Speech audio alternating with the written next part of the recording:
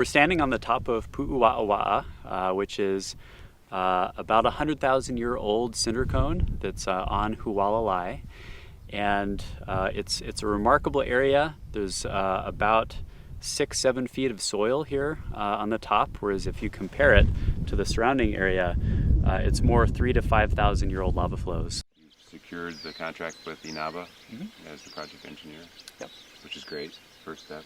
And you reminded me that there was an initial, what'd you call it, the first phase environmental? Yeah, phase 1 environmental site assessment was done by the Forest Service. But we have a couple hazards here that we want to deal with. One is a buried diesel fuel tank that was discovered by an environmental site assessment done by the Forest Service. And then the other is this cinder block building here, which potentially has asbestos in the floor and ceiling tiles.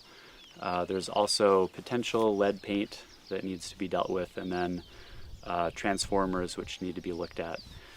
Those are our main hazard concerns, but there's a lot of cleanup that needs to be done as well. We'd like to remove the old Quonset hut, which is a public safety issue. And then, there's a lot of trash and debris that probably accumulated here for a number of years that needs to be removed as well. Ohia Trail and Cone Trail was recently designated as a Not Alahele Trail, and we're really excited about that. It is a very popular hike. It's used by people all over the island coming here, and just gets a tremendous number of views online. So it's a great resource for the community. And the rare trees, when we were doing rare tree surveys, we would follow the lava tube because every opening would have right. Every skylight would have something really cool in it, because the pigs couldn't get down into the skylight there. Well, Pu'u Wa'awa'a is an asset of statewide significance, and so we really need to make sure that we address the concerns here to allow for safe public access for recreational purposes, but also this is a place that a lot of important scientific research is being done, and a lot of restoration work for restoring some of the forest habitat that's here that is so important to our local birds. And so the removal of these hazardous materials here is going to be a very important one. And I'm familiar with this place, having been up here numerous times over many decades, and I've seen the deterioration of these particular structures here. Even though just 15 years ago that Quonset hut was used for volunteers to stay in, it's well past its useful life and it needs to be removed.